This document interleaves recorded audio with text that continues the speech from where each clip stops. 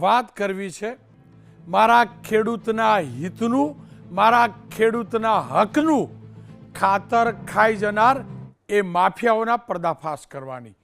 સરકારે ખેતી માટે યુરિયા સહિતના ખાતરમાં કરોડો રૂપિયાની સબસિડી એટલે આપી છે કે ખેડૂતને સસ્તું ખાતર મળે. સરકારની વર્ષોથી આ અદ્ભુત યોજના છે અને સબસિડી સતત વધતી પણ જાય છે અને વધારવી પણ જોઈએ કારણ કે મોંઘું ભાવનું ખાતર ખેડૂતને પોસાય નહીં અને ખેડૂત જો મોંઘા ભાવનું ખાતરથી ઉત્પાદન લેતો થાય તો એ અનાજ કે શાકભાજી તમને ને મને પોસાય નહીં, કારણ કે આપણે એ લોકો છીએ જ્યારે ટામેટાના ભાવ 20 રૂપિયાથી 25 રૂપિયા થાય ને એટલે કાગા રોડ મચાવીએ છીએ. એકમાત્ર ખેડૂત છે જે ક્યારે તેના ઉત્પાદન ઉપર પ્રાઇસ ટેગ નથી લગાવતો. તમામની અંદર ડિમાન્ડ સપ્લાય પ્રમાણે ભાવ નક્કી થાય છે, પણ મારા ત્યાં ખેડૂતને જ્યારે ડિમાન્ડ વધે છે ત્યારે સપ્લાય નથી હોતો અને જ્યારે સપ્લાય વધુ હોય છે, ઉત્પાદન વધુ થાય છે ત્યારે ખરીદદાર કોઈ હોતું નથી અને મફતના ભાવે પ્રોડક્ટ વેચવી પડે છે.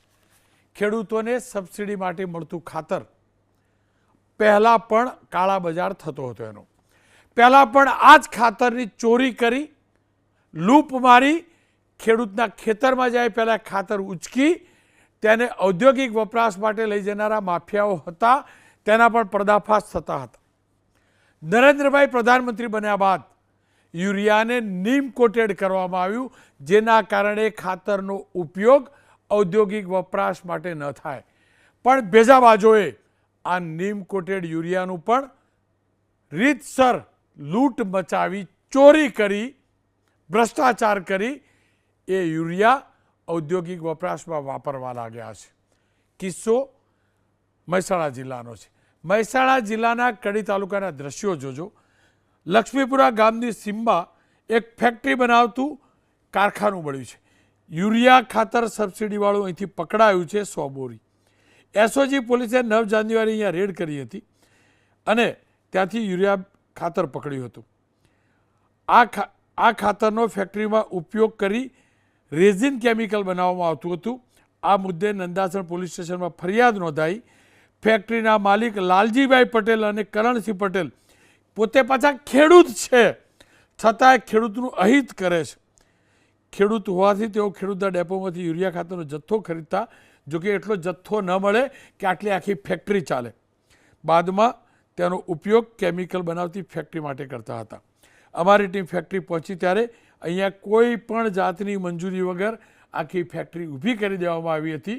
એનો મતલબ એ થયો કે આખું પ્રશાસન ઊંઘતું રહ્યું અને અહીંયા ખેડૂતનું નીમ કોટેડ યુરિયા વાપરી અને કેમિકલ બનતું રહ્યું. આ જ પ્રકારના ભૂતકાળમાં અનેક કિસ્સા આવ્યા છે. 11 ફેબ્રુઆરીની જ વાત કરી લઉં તો અહીંયા ભચાઉના ચોપડોડા ગામ નજીકથી નીમ કોટેડ યુરિયા ખાતર સાથે 2 લોકો ઝડપાયા હતા. એસઓજીને બાતમી મળી હતી કે રંગોલી પ્લાય કંપનીમાં આવેલ ગગન ટિમ્બરના રેઝિન પ્લાન્ટ પાસે ખેતીમાં ઉપયોગ કરાતું નીમ કોટેડ યુરિયા ખાતર ગેરકાયદેસર અનલોડ થયું છે. આપ જથ્થો જોઈ શકો છો. બાતમીના આધારે અહીંયા દરોડો પડાયો તો ઇમરાન અને ચંદ્રેશ ઠક્કરની 160 બોરી સાથે ધરપકડ કરવામાં આવી. 24 જાન્યુઆરીએ ગાંધીનગરના દેગામ પાસેની કંપનીમાં સ્ટેટ મોનિટરિંગ સેલે દરોડા પાડ્યા તો અહીંયા પણ મોટી માત્રાની અંદર ખાતરનો જથ્થો મળ્યો હતો. 3 આરોપીઓની ધરપકડ થઈ હતી, પણ આ આરોપીઓ ટ્રક ડ્રાઈવર કે પછી મજૂરથી વિશેષ હોતા નથી. 23 જાન્યુઆરીએ રાજકોટ જિલ્લાના જામકંડોરણામાં પણ કેવી સ્થિતિ સર્જાઈ હતી હવે જોજો. આપણે નીમ કોટેડનું જોયું ને, અહીંયા ખાતરમાંથી કાંકરા અને પથ્થર નીકળ્યાનો પણ એક ખેડૂતે વિડીયો વાયરલ કર્યો તો આપ જોઈ શકો છો. 14 ફેબ્રુઆરીએ પણ ડીએપી ખાતર ખરીદ્યું હતું અને તેમાંથી પથ્થર નીકળ્યા હતા એવું ધોરાજીના ખેડૂતોએ આરોપ લગાવ્યો તો આપ એ દ્રશ્યો પણ જોઈ શકો છો. ખેર, એની તપાસ પ્રશાસન ચોક્કસથી કરશે, પરંતુ આ ખાતર અલગ અલગ પ્રકારના ઔદ્યોગિક વપરાશમાં વપરાતું હોય છે. યુરિયા ખાતરનું જે નીમ કોટેડ છે એને કાઢી અલગ અલગ જે કેમિકલ બને છે એના ગ્રાફિક્સ પણ જોજો. અને એટલે જ આ માફિયાઓ આ પ્રકારનો ખેલ કરે છે. માફિયાઓનું નેટવર્ક આ પ્રકારના ખેલમાં ચાલે છે. મારી ટીમને કહીશ કે આપણે ગ્રાફિક્સ પણ બતાવીશું કે કયા કયા પ્રકારના ખેલ ચાલે છે. કઈ કઈ પ્રકારની ઇન્ડસ્ટ્રીમાં આ પ્રકારનું ખાતર જાય છે આપ સમજી શકો છો. અને એટલે જ કેટલાક કેમિકલ માફિયા અને કેટલાક ખેડૂતોના દુશ્મન એની સાથે સાથે કેટલીક સહકારી મંડળીઓના બની બેઠેલા નેતાઓ જે આ કેમિકલ કંપનીઓના દલાલો છે એ આખો ધંધો કરે છે. આખી સિસ્ટમને સમજો. ખાતર જે છે યુરિયા પૂરતી વાત કરીએ અન્ય ખાતરની તો Gujcomasol, Gujarat agro industry, IFFCO, KRIBHCO, GSFC, GNFC આ જે છે એ અથવા ઉત્પાદન કરે છે અથવા ડિસ્ટ્રીબ્યુશન કરે છે. અહીંનું જે ખાતર છે તે જિલ્લા સહકારી સંઘોમાં આવે છે. જિલ્લા સહકારી સંઘમાંથી તાલુકા સહકારી સંઘમાં જાય છે અને ત્યાંથી સેવા મંડળીમાં જાય છે અને સેવા મંડળી ખેડૂતોને આપે છે. એ જ રીતે Gujarat agro corporation, GSFC, GNFC અને ઇફકોએ ડીલર્સની નિયુક્તિ કરી છે અને ટર્મિનલ પીઓએસ ટર્મિનલ બનાવાયા છે અને ત્યાંથી પછી અલગ અલગ ડીલર્સને મળે છે. આ એક સિસ્ટમ છે. કોઈ ખેડૂત મેં તપાસ કરાવી લીધી, જ્યારે સસ્તું અનાજ હોય એટલે એમ કહેવાતું કે સસ્તું અનાજ લઈ લોકો આવા લોકોનો ટેમ્પો આવે છે એમાં ભરાવી દે છે, પણ મારો કોઈ ખેડૂત આવા માફિયાઓને નથી આપતો. કારણ કે ખેડૂતને તો ખેતર માટે જરૂર છે. ખેડૂત ખેતી માટે લઈ જાય છે. ખેડૂત ખેતરમાં યુરિયા આપવા માટે લાઇનમાં ઊભો રહે છે. અવ્યવસ્થાના કારણે કલાકો સુધી મથે છે. 4 બોરીની સામે 2 બોરી પણ મળે છે. આ પણ હકીકત છે. સરકાર દાવો કરે છે કે કેન્દ્રમાંથી પૂરતો જથ્થો મળે છે, મળતો જ હશે, છતાં પણ સવાલ એ છે જાય છે ક્યાં? જાય છે આખી સિસ્ટમમાં એક ખેલ છે. એના કારણે એ પેલા ડિસ્ટ્રીબ્યુટરો પણ જવાબદાર હશે અને આ સેવા સહકારી મંડળીઓ પણ જવાબદાર હશે. અને એટલે જ આવા નફ્ફટ માફિયાઓને ખુલ્લા પાડી સરકારનું સબસિડીવાળું ખાતર ખેતરમાં જ જાય તે પ્રકારની વ્યવસ્થા કરવી જરૂરી છે અને એટલે જ બોલવું જરૂરી છે. દર્શનભાઈ નાયક કોંગ્રેસના નેતા છે, હિરેનભાઈ હિરપરા ભારતીય જનતા પક્ષના નેતા છે. દર્શનભાઈ, આ ખાતર ખાઈ કોણ જાય છે? માફિયા છે કોણ?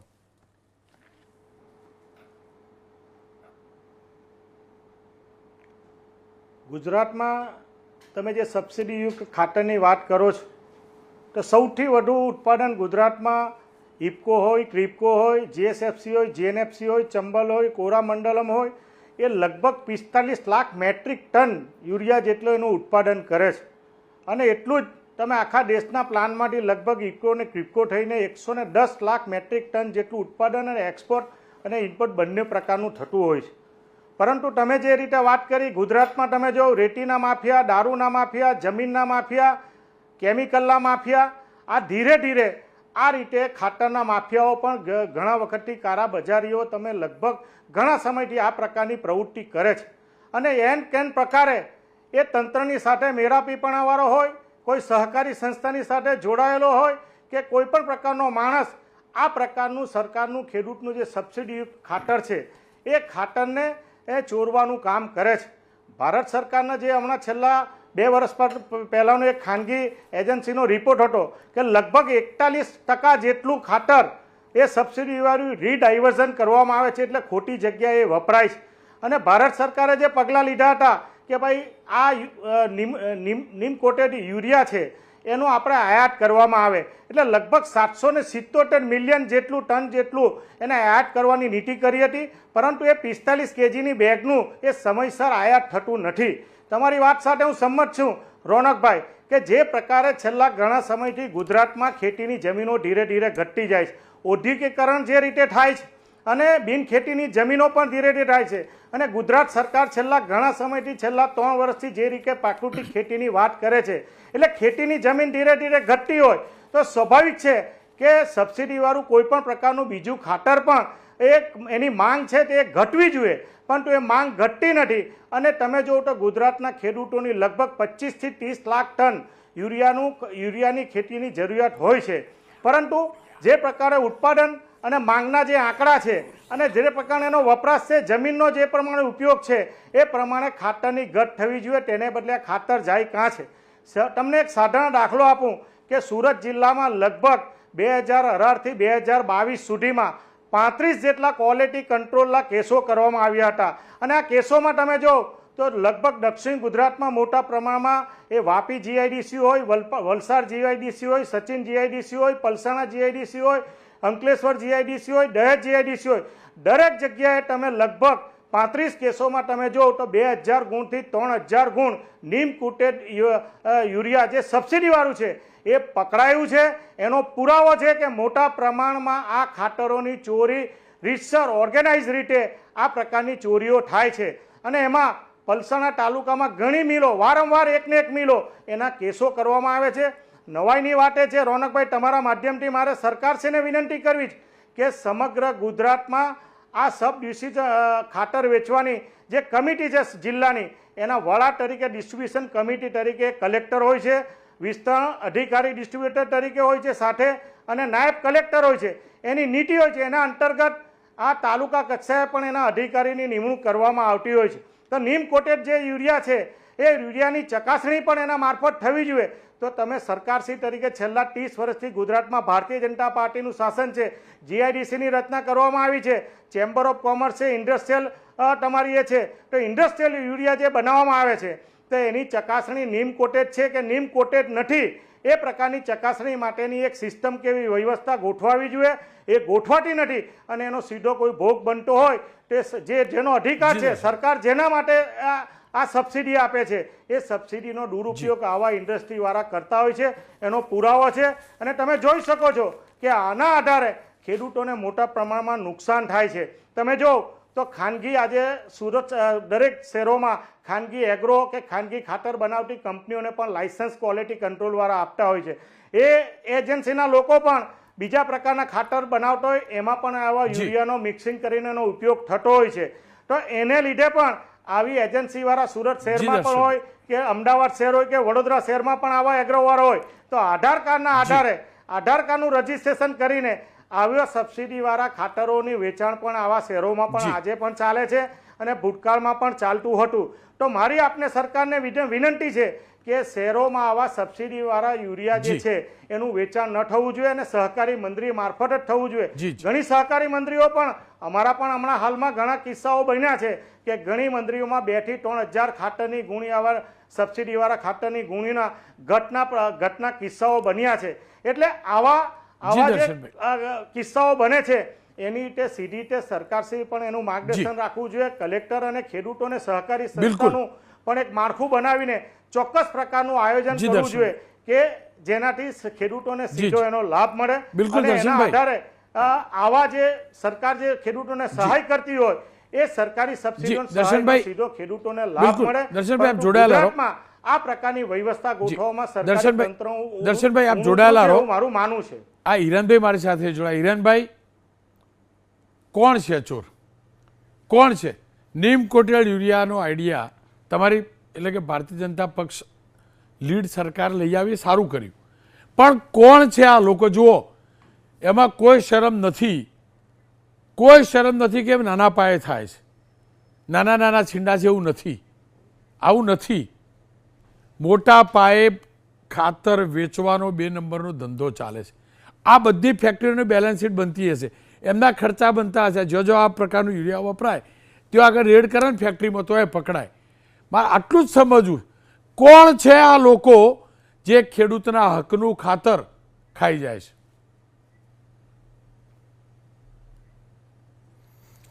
રોનકભાઈ નમસ્કાર.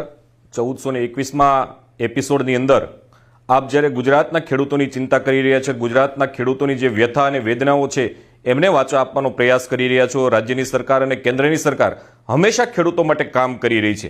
આજે આપણા દેશના પ્રધાનમંત્રી આદરણીય નરેન્દ્રભાઈ મોદીએ 19મા કિસાન સન્માન નિધિના હપ્તા પેટે જ્યારે 66,55,000 જેટલા ખેડૂતોને 18,800 કરોડથી પણ વધારે રકમ એ ગુજરાતના ખેડૂતોના ખાતામાં ડીબીટીના માધ્યમથી આવી છે, ત્યારે ખેડૂતોને જે લાભ મળે છે એમાં વચેટિયા ક્યાંય ના આવે એ પ્રકારનો પ્રયાસ જ્યારે દેશના પ્રધાનમંત્રી આદરણીય નરેન્દ્રભાઈ મોદી કરી રહ્યા હોય, રાજ્યની સરકાર, રાજ્યના મુખ્યમંત્રી આદરણીય ભૂપેન્દ્રભાઈ પટેલ કરી રહ્યા હોય, રાજ્યના કૃષિ મંત્રી આદરણીય રાઘવજીભાઈ પટેલ કરી રહ્યા હોય, ત્યારે આપે જે રીતે વાત કરી કે આ દેશની અંદર જે ખેડૂતોના હિતનું છે, ખેડૂતોનું છે, એ ફર્ટિલાઇઝર, યુરિયા ખાતર એને નીમ કોટેડ કરવાનો પ્રયાસ આ દેશની અંદર નરેન્દ્રભાઈ મોદી વડાપ્રધાન બન્યા પછી ગુજરાતના જ એક પનોતા પુત્ર ગુજરાતના એક ભારતીય જનતા પાર્ટીના આગેવાન એવા મનસુખભાઈ માંડવીયા કેન્દ્રની અંદર ફર્ટિલાઇઝર મંત્રી બન્યા પછી આ જે યુરિયા છે એને નેમ કોટેડ કરવાનો પ્રયાસ એમણે કર્યો અને એમાં સફળતાઓ પણ મળી છે. આવું ક્યારેક જે બની રહ્યું છે એ સદંતર બંધ થાય એ માટે રાજ્યના કૃષિ મંત્રી આદરણીય રાઘવજીભાઈ પટેલ એ સતત પ્રયત્નશીલ છે. આપણે જોઈએ તો રાજ્યના ખેતીવાડી ખાતા ગુણવત્તા નિયંત્રણ વિભાગ દ્વારા અને રાજ્ય કક્ષાએથી આંતરરાજ્ય જે સમિતિઓ બનાવી, સ્કોડ બનાવી, તપાસ ટીમો બનાવી અને સાથે સાથે પોલીસ તંત્ર, એસએમસી સ્ટેટ મોનિટરિંગ સિસ્ટમ જે ઊભી થયેલી છે પોલીસની, એમને પણ સાથે રાખીને આવા જે લોકો એ ખેડૂતોનું હકનું જે ખાતર છે એ ચોરી કરી રહ્યા છે અને ઇન્ડસ્ટ્રીઝને આપી રહ્યા છે, એને પકડવા માટેના સંપૂર્ણપણે પ્રયાસ એ સરકાર કરી રહી છે. વર્ષ 2021-22 થી લઈ અને 24-25 સુધીમાં. હિરેનભાઈ, મારો સવાલ એ જ છે, કોણ છે આ લોકો? જી જી, બધું ભૂલી જાઓ, બહુ બધું કરી લીધું, બહુ કરી લીધું, મારો ખેડૂત માલા માલ થઈ ગયો, નાલ થઈ ગયો, છે કોણ? હું એ જ વિષયની અંદર આપને વાત કરવા માંગુ છું. આવો કોઈ પણ વ્યક્તિ હોય, કોઈ પણ એજન્સીઓ હોય, કોઈ પણ કંપનીઓ હોય, 2021-22 થી લઈ 2024-25 સુધી 4 વર્ષ દરમિયાન નીમ કોટેડ જે યુરિયા છે એ યુરિયાના 812 જેટલા નમૂના લેવામાં આવ્યા છે. એ સહિત અન્ય ફર્ટિલાઇઝરો જે સબસિડીઝ ફર્ટિલાઇઝરો છે એમના 842 નમૂના લેવામાં આવ્યા છે. એમાંથી 78 જે આવા તત્વો છે જે ખેડૂતોને પરેશાન કરી રહ્યા છે, ખેડૂતોના હિતનું ખાઈ રહ્યા છે, એમની સામે ફરિયાદો પણ કરવામાં આવી છે. 11 જેટલા લાયસન્સો એ રદ પણ કરવામાં આવ્યા છે. મોટાભાઈ, મારે આટલું જ જાણવું છે, બધા જે તત્વો છે એમની સામે સરકારે સખ્તાઈથી કાર્યવાહી કરી રહી છે. નહીં સાહેબ, મને એટલું કહો, ક્યાંથી આ ખાતર નીકળે છે? સરકાર પાસે છે? કોણ કાઢે છે? સરકાર પાસે છે? કોણ કાઢે છે? મારે આટલું જ સમજવું. કેટલા કેસ છે બધું ભૂલી જાઓ. અને બીજું હું કહી દઉં કોણ કાઢે છે. આ મંડળીઓ વાળા કાઢે છે અને મોટા ભાગની મંડળીઓ તમારા જ પક્ષનો દાવો છે. મોટા ભાગની મંડળીઓ તમારા પક્ષ પાસે છે. બસ હું આ જ કહેવામાં, કોણ છે તમારા પક્ષના એ લોકો જે અમારા ખેડૂતનું ખાતર ખાઈ જાય? એ કહી દો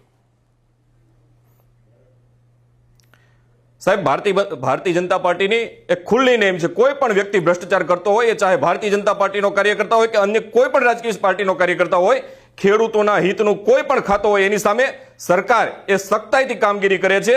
અને આ જે રિટેલ વેચાણની ચેનલો છે એમાં સહકારી સંસ્થાઓ કે ખાનગી એગ્રોવાળા હોય, એમાંથી કોઈ પણ લોકોએ આવું જે સબસિડી વાળું ખાતર છે એનું વેચાણ કર્યું હોય તો એની સામે સરકારે સમયસર કડક પગલાં ભર્યા છે. અને આવા કોઈ પણ બનાવો હોય એમાં ક્યારેય એને બક્ષવામાં આવતા નથી.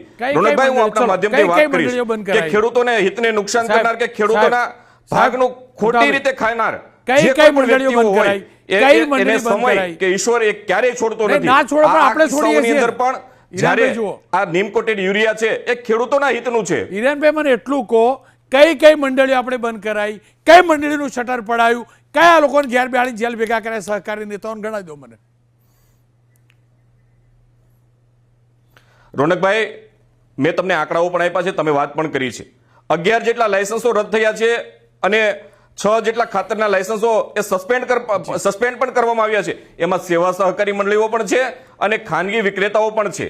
આ જે વિક્રેતાઓ છે કે સહકારી મંડળીઓ છે એમાં કોઈને છોડવામાં આવતા નથી. જ્યાં જ્યાં ફરિયાદો સરકારને મળી છે ત્યાં એ રાજ્યનું કૃષિ વિભાગ હોય, ગુણવત્તા નિયંત્રણ વિભાગ હોય કે સ્ટેટ મોનિટરિંગ સેલ હોય, એ બધાએ આ જગ્યાઓ ઉપર જઈને દરોડા પણ કર્યા છે, એફઆઈઆર પણ કરી છે. અને અત્યારે જે બની રહ્યું છે એને સંપૂર્ણપણે કંટ્રોલ કરવા માટે રાજ્યનું કૃષિ વિભાગ, રાજ્યનું પોલીસ તંત્ર વિભાગ એ સંપૂર્ણપણે જે આગળ વધી રહ્યું છે અને આવા કિસ્સાઓ ન બને એ માટેના પ્રયાસ એ સરકાર સતત કરી રહી છે. ખેર, આ બંનેનો આભાર. આ બંને ખેડૂત છો, તમારા બંનેના હૈયે ખેડૂતનું હિત છે. સવાલ ખાલી પાર્ટીવાળો જ આવી જાય છે. હું ફરીથી કહું છું, દારૂના જેવું જ અહીંયા છે. દારૂ પકડાય છે, કેસ નોંધાય છે, પણ દારૂના સપ્લાયર કોણ છે, કેવી રીતે ગુજરાતમાં ઘૂસ્યું, ક્યારે સામે નથી આવતું. એ જ રીતે કેવી રીતે હજારો બોરીઓ મારા ખેડૂતની નીકળે છે ને એનો હિસાબ ક્યારે કોઈએ પકડીને આપ્યો નથી. અને ફરીથી કહું છું, મંડળીઓને તમે રદ કરી, એમની સામે એફઆઈઆર દાખલ કરી. હર્ષભાઈ તો કે કાયદામાં રહેશો તો ફાયદામાં રહેશો, તો આ જે કાયદામાં રહ્યા વગર ફાયદો કરે છે, સાહેબ કોકદાળો તો આ યુરિયા ચોરી અને આખી સિસ્ટમ બનાવવાવાળા પકડાય તો રિકન્સ્ટ્રક્શનના નામે એમનું સરઘસ તો કાઢો. આખું ગામ જુઓ ને, અમારા હૈયાને પણ તો ટાઢક વળે ને, અમારું ચોરી જાય ખેડૂતનું, એનું સરઘસ પણ તો નીકળવું જોઈએ ને. આશા રાખું કોઈ પણ પક્ષનો હોય એક માફિયાનું સરઘસ તો નીકળવું જોઈએ, અને નીકળશે ને રિકન્સ્ટ્રક્શનના નામે, રિકન્સ્ટ્રક્શન સરકારી નામથી અધિકૃત રીતે, તો જ આ બંધ થશે. બાકી આ જ ચાલુ છે, અને મારા ખેડૂત લાઈનમાં ઊભો રહે અને ત્યાં ડેપો સુધી પહોંચે ને એ પહેલાં પેલો માફિયા આખી નાખી ટ્રક લઈને જતો રહે.